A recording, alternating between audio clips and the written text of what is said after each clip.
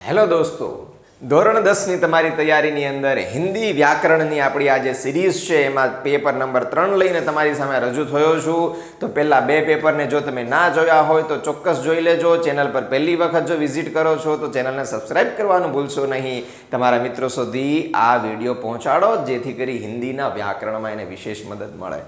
તો વ્યાકરણના paper 3ને solution કરતા આગળ વધીએ છીએ. જો કોઈ પ્રશ્ન હોય તો ચોક્કસ કોમેન્ટ કરી જણાવજો, નહીતર આપણે સૌ સાથે મળીને પૂરેપૂરા માર્ક લેવાનો પ્રયત્ન કરીએ છીએ. કહાવત કા અર્થ, પહેલો પ્રશ્ન. લાતો કે ભૂત બાતો से नहीं मानते, बुरे लोगों के साथ बुरा व्यवहार करने पर ही ठीक रहते हैं. उसके बाद सहल शब्द समूह के लिए एक शब्द. સહેલગાહ પર આયે હુએ યાત્રી. સહેલાણી. સહેલગાહ એટલે પેલા જે ફરવા નીકળ્યા હોય ને તો એ ફરવાવાળા સહેલાણી. એ તો ટહેલવા નીકળ્યા આપણી ભાષામાં કે સહેલગાહ ફરવાનું છે. સદિચ્છાએ. સદિચ્છાએમાં દોસ્તો બનશે સત વત્તા ઈચ્છાએ. પાછળ સ્વર હોય ને અને અડધો ત હોય અને પછી સ્વર હોય તો હંમેશા તનો દ કરી દેવો. આનો નિયમ શું છે એમાં બહુ આપણે પડશું નહીં. હસી ચ ને સ્તોનો તોહસ ચુનાસ ચુહુ ને આવા બધા સસ છોટી ને આવા બધા ઘણા બધા સૂત્રો પોતપોતાનું કામ કરતા હોય છે.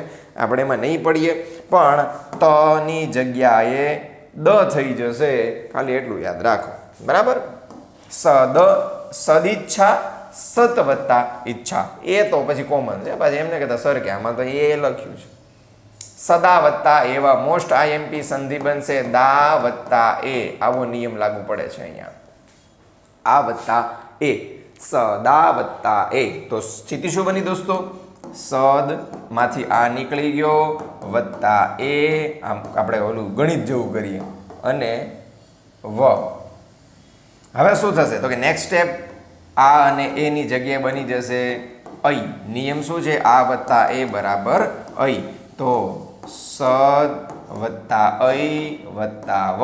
હવે દ અડધો છે અને ઐ છે તો શું બનશે? આમ કરો ને ત્રણ ગણિતમાં કરતા હોય ને એની જેમ સદૈવ. સદા વત્તા એવ સદૈવ. ગુજરાતીમાં અને હિન્દીમાં બધામાં આ સંધિ બહુ આઈએમપી છે હો દોસ્તો. આ વત્તા એ બરાબર ઐ. યાદ રાખજો. બીજા અન્ય સંધિના નિયમ ન સમજાય, ન આવડે તો ચોક્કસ કોમેન્ટ કરી જણાવો જેથી કરી આપણે સોલ્વ કરીએ. ઠંડી આહ ભરના દુઃખ ભરી सांस लेना, भारत देश की तरक्की देख कर दुश्मन देश आहे भरता है. भाई એ તો ભરવી જ પડે ને, એમાં ના ચાલે. શબ્દોનો વિરોધી શબ્દ લખો. કોમલ કઠોર. ખર્ચ આય. ખર્ચ તો સામે આઈ. આમદની અઠ્ઠની. ખર્ચા રૂપિયા. આવી એક મૂવી છે બોલિવૂડની, બહુ જૂની છે થોડી.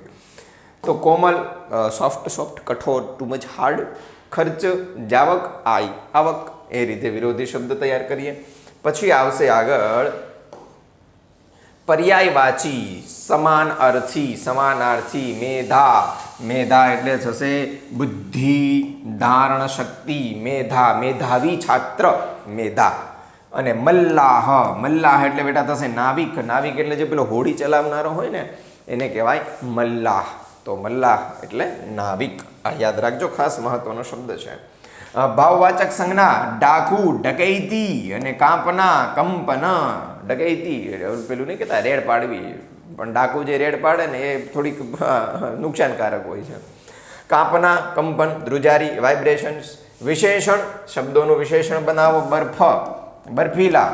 શરીર શારીરિક. ઇક પ્રત્યે લાગ્યો છે એટલે આ તો તમારા પેલા જોડણીમાં કામનું છે ગુજરાતીની.